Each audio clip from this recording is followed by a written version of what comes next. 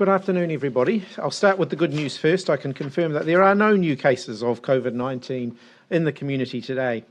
Wastewater results continue to show no detection of COVID-19 at any of the sites around Wellington, the Hutt Valley or Porirua. Also, a further 7,250 tests were processed yesterday, all with negative test results. It's also the case that over 90% of the identified close contacts of the positive case that returned to Sydney with his wife last Monday have now been returned, and all of those are negative. Cabinet met just a short time ago to consider these results and the broader public health advice around the Wellington region. We've been at alert level 2 in Wellington for the past week out of an abundance of caution. Given the large number of highly populated places that the case visited while they were potentially infected with the COVID-19 Delta variant, we did think that that was a prudent course of action. Alert Level 2 measures ensure that if there are any new cases in the Wellington region, the risk of transmission of those cases will have been minimised through two important tools: limits on gatherings and the requirements around social distancing that are put in place at Alert Level 2. Given that there have been no new cases of COVID-19 detected, nearly 2,500 negative test results from close contacts of the case, including repeat negative results from the case's closest contacts, the Cabinet has agreed to shift the Wellington region back to Alert Level 1 from 11:59 p.m. tonight. Testing centres will remain open in Wellington Central, Porirua, Kapiti Coast, Hutt Valley and the Wairarapa. If you haven't checked a location of interest yet and you are in the region, please do that and go and get a test if you have been to any of them within the specified period. If you have any symptoms of a cold or a flu, any aches and pains at all, please stay home, call Healthline or your GP and arrange to get a COVID-19 tests. The more tests that we do and the more results that we receive, the more certain we will be that there is no COVID-19 here in the Wellington region. Cabinet is confident that if there was, we'd be expected to see evidence of that by now, but we still need to remain vigilant. We need to remain at a higher state of alert, although not Alert Level 2, until the full 14 days has passed since our Sydney case left our shores. This is a tricky virus, and new strains like the Delta variant emerging mean that we can never be too careful. It's also important to remember, if we think back to November, when we dealt with a small cluster of cases in November, officials and the case investigators struggled to identify the link between two of those cases. The closest they got was that the two people were in the same street at approximately the same time. Therefore, that just reinforces the need for all Wellingtonians to stay vigilant, to stay sharp, and to come forward or contact Healthline to arrange to get a test if they do start to show any symptoms at all. Cabinet also agreed today that from 11:59 p.m. on Sunday, the 4th of July, New Zealand will lift. They made the decision in principle. Cabinet made the decision in principle that New Zealand will lift the travel pause to allow travellers from South Australia, ACT, Tasmania, and Victoria to travel to New Zealand. The health advice is that the spread of COVID-19 in these parts of Australia has been contained at this point. There's robust surveillance, testing and contact tracing to detect and manage cases, and adequate border controls are in place to prevent the spread of new cases. We'll keep a close eye on all of this over the next few days, but the decision in principle allows people to start to plan. We will extend requirements for those coming into New Zealand from Australia during the foreseeable future to get a pre-departure test within 72 hours of when they are leaving Australia. And of course, that test will need to show a negative test result. To be eligible to fly, travellers also must not have been in New South Wales on or after 11:59 p.m. on the 22nd of June, or in Queensland, the Northern Territory or Western Australia on or after 10:30 p.m. on the 26th of June 2021. Those times align with when our pauses came into effect with those Australian states. We want to ensure that New Zealanders aren't unnecessarily barred from travelling back to New Zealand where there is no risk or very low risk of COVID-19, but we will, as I said, be monitoring the situation very closely. As we said on Saturday when we announced the pause, we needed a few days to get a better understanding of the developing situation and the growing number of cases being reported across Australia, and we do have further information on that. Detailed risk assessments have been completed for each state and territory based on the information we've been able to get from those. New South Wales is currently regarded as the highest risk state in Australia. Queensland, Western Australia and Northern Territory have a higher than normal risk, which is why the travel pause there is continuing, while South Australia, ACT, Tasmania and Victoria are considered to have low levels of risk consistent with our green zone travel arrangements. Cabinet carefully weighed up the evidence this morning, and we consider that partially lifting the pause at this point is an appropriate course of action, particularly when bolstered with the introduction of a mandatory pre-departure test. We'll review the remaining pause in place for those other states on Tuesday the 6th of July. There will be a first discussion of that at Cabinet again on Monday. Today's decision gives airlines, passengers and all of those affected the time to prepare flights from those green zone areas when the pause lifts on Sunday night. We know how important the travel bubble is, in particular for families and for businesses, but we also want to avoid a situation where we're having to respond to a case or cases here in New Zealand. Our system from here of opening up to the states where they are able to contain COVID-19 will help to ensure that New Zealand can remain at alert level 1. So I'll now hand over to the Director General, Dr. Bloomfield, for a further detail, and then we'll open up for questions. Thank you, Minister. Kia ora koutou katoa. So, as the Minister said, no COVID-19 cases in the community, and we have 4 new cases to report in recent returnees in our managed isolation facilities. So, in Wellington, today marks the eighth day since the person who tested positive in Sydney departed, and they were out and about in Wellington on the weekend prior to their departure. And it's nearly a week since Wellington moved to Alert Level 2.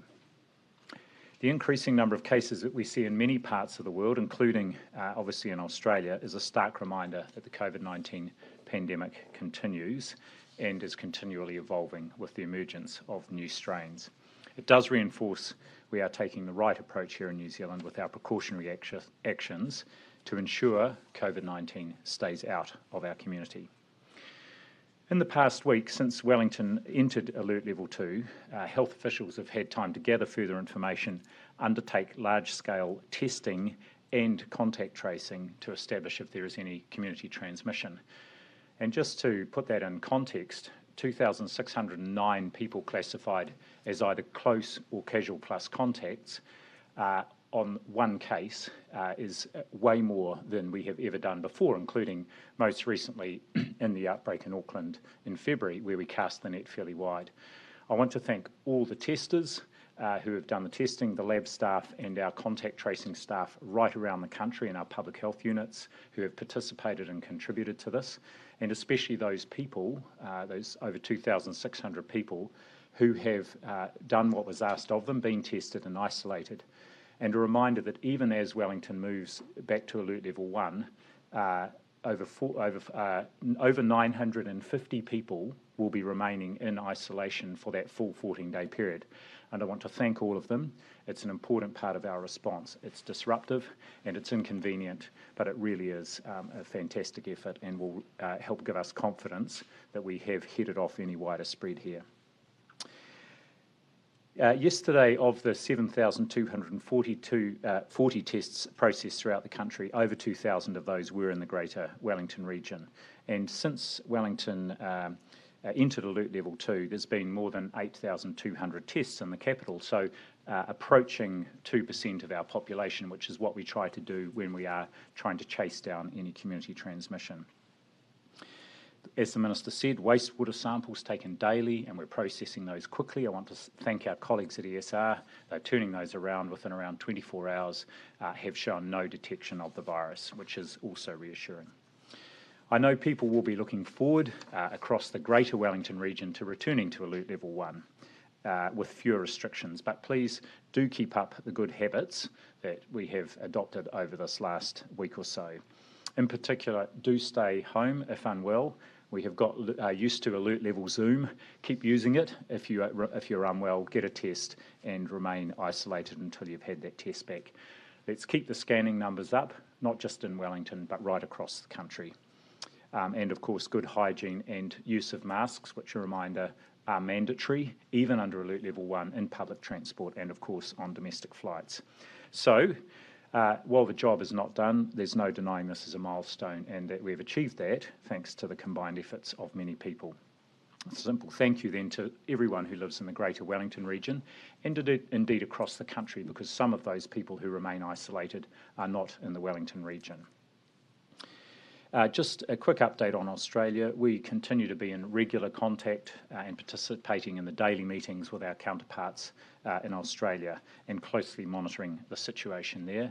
As the Minister said, there are multiple outbreaks across a number of states, but in several jurisdictions, in particular ACT, South Australia and Tasmania, there are no cases.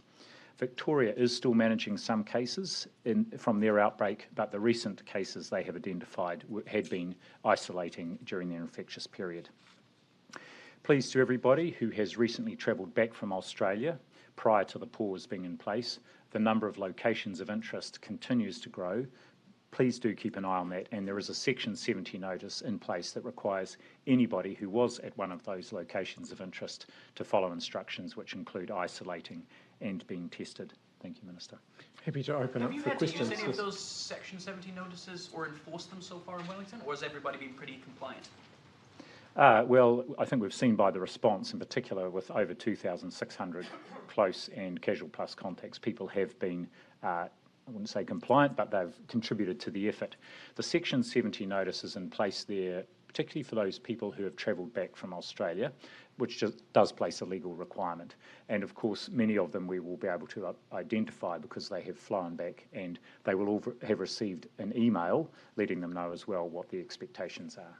We have questions over here. We'll start at the back and work our way forward, shall we? Given that there are still 100 potential contacts that still haven't been tested, what makes you so confident that they haven't got COVID-19? I'll ask the Director General to. Well, we know those people are in our system. About half of them, their test result is overdue. The other half, we're still expecting it, and they're being actively chased by our contact tracing team. I guess we've got a high level of confidence.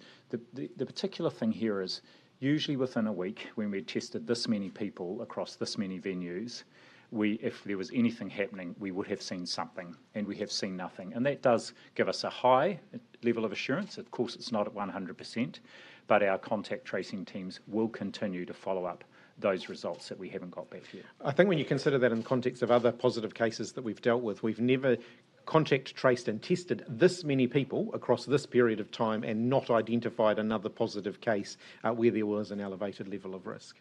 Why not wait another 2 weeks to move down alert levels like some experts have called for? I think the issues that the Director General has just canvassed around the extent of our contact tracing, it has been far wider and more comprehensive than we've done for any other case previously.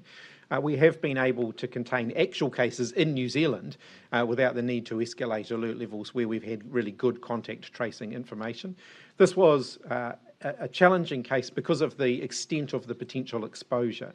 But as the Director General's remarked, and I think this was of some comfort to Cabinet as well, the fact that given the extensiveness of the contact tracing, we haven't seen any additional positive cases, that provides us with some comfort. And the fact that we've still got a lot of people isolating, which means if they do subsequently show up as a positive test result, we know that the risk will be contained because they've been isolating during the potential infectious period. You said that Tasmania, ACT and South Australia have low levels of risk consistent with green light arrangements. These places haven't had cases for months. Why are you waiting another 5 days to reopen to them? We have to put in place the pre-departure testing. We do know that also we've got some minors who are in those locations. So I don't know if I've got the exact numbers here, but reasonable numbers of the miners from Northern Territory have travelled to those locations. Not all of their test results are in yet, some are. So they're still low risk, but it gives us the extra time to ensure that people can comply so they can get their pre-departure test.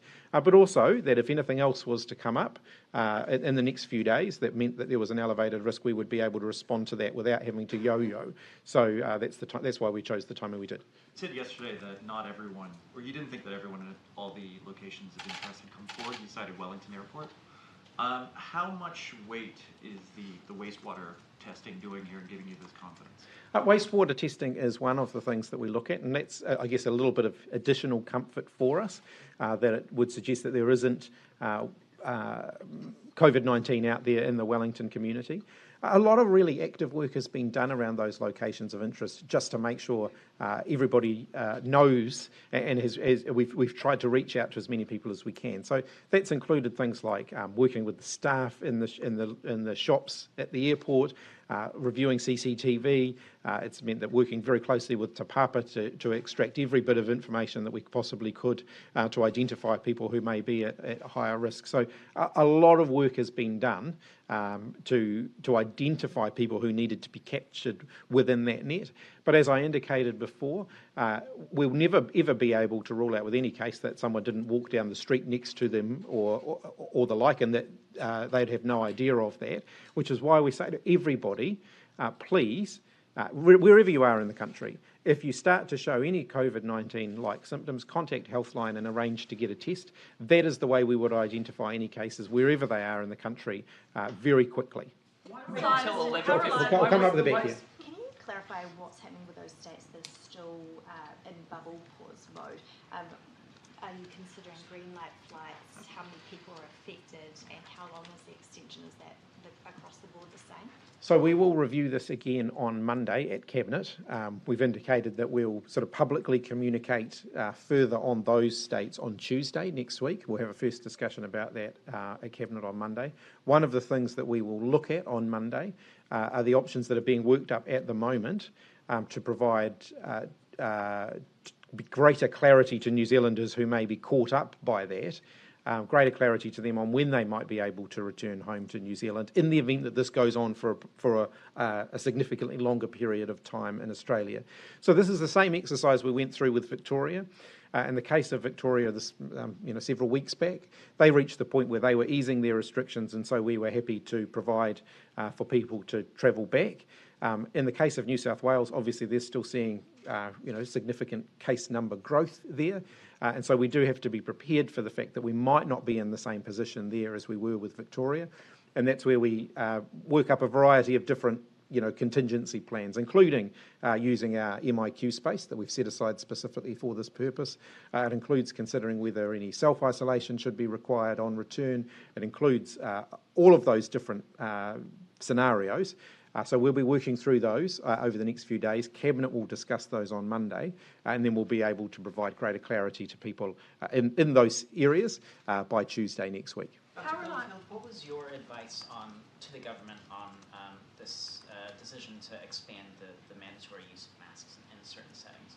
Did you support the move that they've taken? Well, we've provided advice as part of the all of government advice that's gone up to Cabinet. And that they're still considering. So I don't want to preempt their decision by saying exactly what our advice was. But remembering there's the advice that we provide from a public health perspective, but then there are considerations around enforcement and implementation issues, which comes from across government. So ours is part of that broader cross-government advice. How reliable is the wastewater testing? We've been told that at the weekend, because of the heavy rain, some of the tanks or wherever they get the water from that's tested had to be emptied, or there was some issue with the heavy rain that may have impacted the test results. Wastewater testing is certainly not a fail-safe.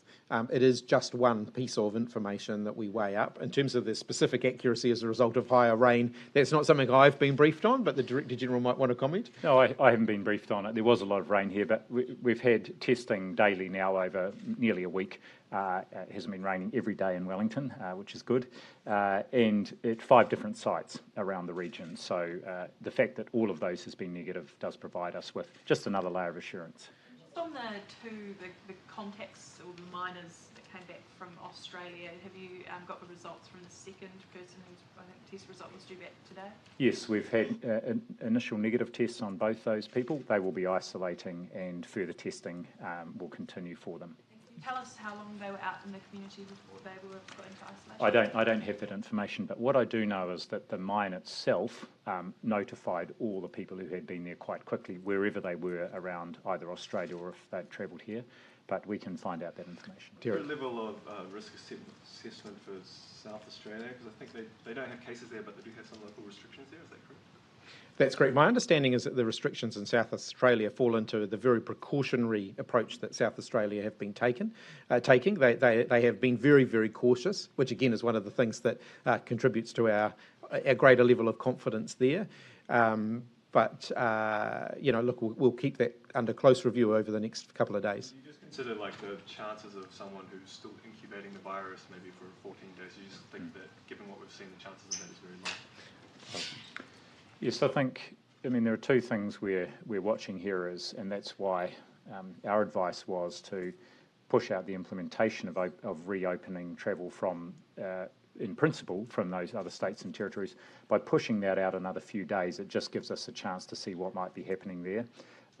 And the implementation of the restrictions on travel that South Australia and indeed Tasmania and ACT have put in place, and Victoria across their border as well. I was talking more about Wellington, like people in Wellington who might still be incubating the virus. Look, we feel that the likelihood of that is now very low, and the fact that over 950 people who might still be incubating it, those who are deemed to be at potentially the highest risk if there was anyone there, will be remaining in isolation, provides a high level of assurance. Yep. Rollout, we're getting a lot of reports from people in different priority groups in Wellington, including people who are in their 80s, saying that they're struggling to get their first or second doses of Pfizer vaccine. They say they've had terrible communication from health authorities about when they will be able to get the vaccine. Are you confident that the messages are getting through, that the right people are getting the vaccine at the right times, or is there sort of a choke here at the moment? So what I would say to everybody who's in Group 3, we've been really clear that our expectation is that they will be contacted for a booking to be arranged by the end of July. And now the supply is the big issue that's holding back, vaccination for everybody in Group 3. So we're doing well in terms of using the vaccines that we have available to us. We're not expecting to see bigger numbers of vaccines arriving in until the middle of July. I would reiterate the message, and Minister Little in particular has reiterated this message to each DHB in his conversations with them. We do want them to be actively getting out there and contacting people so that they know when they can expect to hear from their local DHB or their local, whoever it is that's doing the bookings. People aren't missing out at this point. Basically. They are certainly not missing out, no. How's it being weighed up in terms of do you have any sense of how it's weighed up in terms of like who gets priority in these groups and in different DHBs, because it does seem a bit of patchwork at the moment. DHBs are making decisions around Group 3, around how they approach that, and there's slight variation in that. We have asked them, particularly now, while we're just in this couple of weeks where vaccine supply is very constrained, to really focus in on Group 3 and attempt and try not to do too much outside of that into Group 4, but really just focus in on those people who are on the current prioritisation list. The vaccine yet? When will that occur? No, we haven't run out of vaccine, and we're not expecting to, but we're expecting to get very close to it. When's our lowest point? Well, our lowest point would be next Tuesday, when we're also expecting another. No, not next Tuesday, but we're also expecting another delivery next Tuesday. So we have very carefully calibrated this. If the deliveries are late, that might create a bit of a headache for us. But we made that decision deliberately. I've been very open about that. We didn't want to have vaccines sitting in the freezer as a contingency. We'd rather get them out and into people. But it does mean we're cutting it very fine. Joe. I'll just let Jarrett follow on that. Just what's the current stock level? The current stock levels sit at, I think it's around 30,000, just under 30,000. But we've just had a delivery today, and so that doesn't get added to that until it's been processed through. So that'll be happening today. So that brings us back up again a little bit. But it is, look, it's going to be pretty tight over the next 7 days. What do you mean by pretty tight? Is that a few hundred vaccines? Or is Yeah, we will pretty much get down to almost zero by Tuesday next week when we get the next delivery in. Are you? I mean, sorry, Joe. That seems like really, really low. Does that keep you up thinking if something goes wrong at the border? Absolutely, yes. There's no question that is going to be keeping me awake for the next 7 days. But as I said, we could have recalibrated things so that we slowed down. In order to keep a stock of vaccines in the freezer, we made the decision that we would rather get the vaccines out there and into people. They're not going to provide any protection to anyone if they're sitting in a freezer somewhere. Joe? You good, Jason? Brian Roach said the week before last that the next thing that they were concentrating on was a sort of 2 to 3 week stock take of the border. I'm just wondering, they must be partly through that. Have you had any advice back from him and the advisory group around, I guess, what you've done at the border and the way things have worked over the last week or so? Yeah, I haven't had I have a fairly regular catch up with him and his group. I haven't done that in the last week or two, but I certainly will be doing. But the approach that they're taking is to work alongside the people who are doing that work to provide that second set of eyes. So early on in the process where Sir Brian was leading 2 different work streams for us, you'll recall he did one around contact tracing and one around testing. It was sort of more in the audit and then report type of mode. This is more about working alongside the people who are doing the work, providing that kind of contestable advice and opinions, and a contestable set of advice and opinion back to ministers as well. So it's more real-time reviewing rather than that kind of review, write a report, and then at some time before it's released. So that's the mode of working that they are in at the moment. Presumably then, I mean, you've been making some pretty sort of fundamental decisions over the course of the last week or so, specifically around the border, and that's an area that they're working in. I mean, wouldn't it be more useful if you were getting those updates every sort of, either after you were making set decisions or every sort of 48, 72 hours or so? Look, we keep in fairly regular contact, and also Sir Brian has never hesitated if he's felt that there was something that we needed to know to get on the phone and let us know as well. And then, of course, bearing in mind that this is a second set of eyes, we've still got the first set of eyes, which are the health team, providing us advice on a daily basis as well. Derek? Brian also talked about how critical it was to get those unvaccinated workers at the border vaccinated. Can you talk about what the barrier is there? Because we've got the border testing register and it's linked to the immunisation register. How hard is it to just see who's unvaccinated? And because they get sent text messages about the test they need to do, can't they just be sent text messages about, hey, we need you to be vaccinated, this is where you can get vaccinated? Yeah, so look, I'm happy to provide, if you like, it's probably worth sitting down with the team to talk about just the intricacies of all of the ins and outs for all of the different border workforce groups, because there's different pressures on different parts of that system. What I'm confident of is MIQ. No one's working in MIQ who hasn't been fully vaccinated. That doesn't mean there's still, I think, a few people who are on the books, but they're not working. And that is not, you're right, that's not where the weakness is. In terms of the air crews, very good progress with Air New Zealand around making sure that we're getting good coverage there and that we're covering them. Our government border workers, so people working out the border, working for customs, MPI, etc. Again, confident that we don't have people doing that work who haven't been vaccinated. The bigger group are the people who are working in the private sector. Many more ins and outs there and intricacies of that. So again, if you look at, say, the ports, which is where, on the data that I have available to me, that seems to be the highest concentration of non-vaccinated workers are at the ports. Some of those people who are in the system are only actually occasionally working in those areas of the port where there is higher risk. So we're working through all of that. One of the things that we have to keep in mind is the legal advice that we get on this around who we can, which jobs we can require vaccination for. And we have to balance that very carefully. We have to have a very strong public health reasoning for doing that. So those are all the issues that we've been working through around the next iteration of the border order, which will be coming shortly, and it will extend the mandatory requirement to a much bigger group of workers. Can you answer that question about is there a difficulty there in just simply, looking with the testing register and the immunisation register and then sending text messages to help them get vaccinated? Oh, in terms of that, look, a lot of work is happening with employers at the moment, even before further mandatory kind of requirements are put in place, just to help them identify their staff who haven't been vaccinated. So if they're using the border worker testing register, the matching now between the vaccination register and the border worker testing register is pretty good. There's still a little bit at the margins where we're still tidying that up, where we've found people who haven't been vaccinated in the testing register. When a manual process has been gone through, it has been identified that they have in fact been vaccinated, but the data hasn't been pulled through through the two different systems and matched up appropriately.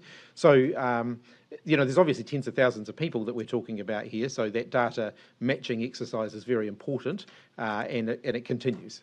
The question I'm asking is, we've still got thousands of people who are unvaccinated at the border. What efforts have been made to try and reach out to them? Because is it mandatory for them to be vaccinated to work at the border at the moment? How many of them are actually working at the border? As you say, some of them are moving in and out, etc. And how much effort has been gone to contact them and say, hey, you're not vaccinated, you're working at the border, we'd really like you to get vaccinated? Look, as I said, we don't always have the data to determine exactly when people are working at the border. So some people, their work at the border is occasional work at the border, for example, and we don't track and trace those people, and so we do rely on employers. Contact details for those people, though. Yes, we do have contact details for them, but we don't necessarily know when they're working at the border. So we're working hard to make sure that they know they can get a vaccination now. Wouldn't you send them a text anyway, just as a precaution? We'll come. You've had a pretty good go. We'll come back over here. By moving Wellington down to alert level 1, it effectively signals the closure of the Sydney man's case, right? It must feel like we've launched a group, given Delta variant, how many places he's visited, and so many days of no community transmission. Look, we're in a good position. It doesn't mean that we're in a perfect position. I don't think we'll be in a perfect position again until COVID-19 is all over, which could be some time away. So there is never a room for complacency. No one's doing victory laps at this point. We're still going to have to remain vigilant, and those who are in Wellington, and particularly those who are in Wellington and are now in other parts of the country last weekend, they will still need to remain vigilant as well. And just because it is important, can you explain why it was still necessary to do what we did, even though we had so many days of no community transmission? Look, we've taken the approach right the way through our COVID response, better to act quickly on a no regrets basis than delay when we had a whole lot of uncertainty and find that we were then dealing with something bigger. That meant we had to be more extreme in our response to that. So I acknowledge that level 2 places restrictions on businesses, for example, and that does have an impact on their turnover. Far less of a turnover at level 2 than if we'd waited a few more days, found that actually we did have a number of positive cases and we were at level 3 for a prolonged period of time. Similarly, on the Trans-Tasman, similar principle applies there. So I do acknowledge that those businesses in the tourism sector will be feeling that, not having those tourists who were otherwise booked coming in from Australia. The counter to that is that if we had people coming in from Australia and then we found that we were dealing with cases here, that meant we had to have more border restrictions, not just more border restrictions, but more domestic restrictions. They could be potentially finding they would lose their domestic customers as well as their Australian customers. And so those are the sorts of things we think about that very carefully when we make those decisions. On the scanning, we've spoken to one close contact who scanned in at Floriditas but never received an alert through the app. Why would that be, and how satisfied are you with how the app's running? Look, we'd have to look at that detail in particular. They should have received a push notification through. Borders, again, you've described the opening on Monday as in principle. Can you just describe what needs to happen? Is there a later check, a Saturday meeting or some such that will actually ratify that? And also, are you open to adding other states like Queensland and Perth if they flatline or go back to 0 local cases each day before then? So working backwards through that, the latter point first, we will consider those other states on Monday at Cabinet. In terms of the states that are currently slated to be opening up again for green zone travel from midnight on Sunday, that will happen unless there's good reason to stop that. So we won't have to meet again to confirm that, but we would meet again if we were going to change that. Yes. On the vaccine rollout again, have DHBs been following that order from Dr. Bloomfield from a couple of weeks ago to scale back, to stop making new appointments? Is that coming through in the data? Are they back to plan? They have been delivering to plan, but of course they're ahead of plan, so they haven't gotten further ahead of plan. So they've been broadly sticking to plan the last few weeks. And When are the first, even roughly, when are the first of those big batches of vaccines supposed to come in? Is it next week or is it another couple weeks? No, we'll start getting bigger deliveries from next week, but the big, nice, healthy deliveries that will mean that we can start to ramp up, that won't happen until about the third week of July. Yeah. Just on the Waikato DHB data leak, Dr. Bloomfield, have you seen reports today that there's been a big public leak of the patient and staff information, and what do you make of those reports? I haven't, I've heard of the reports, I haven't looked at the information. I just think it's completely disappointing that someone would do this with private information, and the fault lies with the perpetrators, and I'm shocked and disappointed that they would leak private information about staff and patients. It's such an important part of maintaining trust and confidence in our public health system, and you can rest assured that all DHBs are incredibly focused on making sure that all that private information that they have is secure. Are you working to get to the bottom to see who did this? To stop the spread of that information, are you helping DHBs? I don't have any further information on that as yet, but I'll be asking my team for advice on that. Who did this and what sort of repercussions will there be?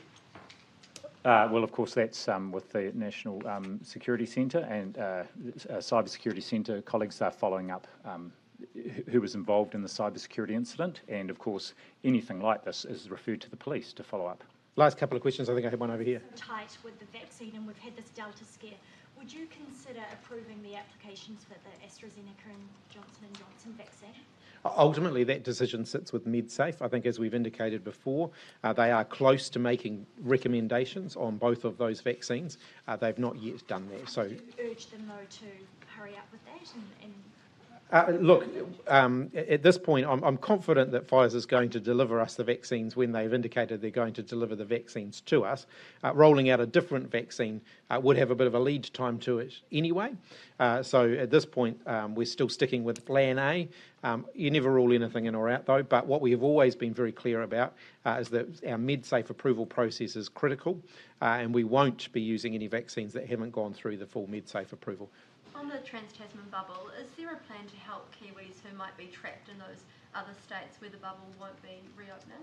Like I indicated on Monday, Cabinet will be considering options around, what we do if people end up being, if we're not in a position to start easing restrictions to other states, what alternative contingency plans we'll put in place for those people who are affected by that. So we'll consider that on Monday, and we'll say more about that.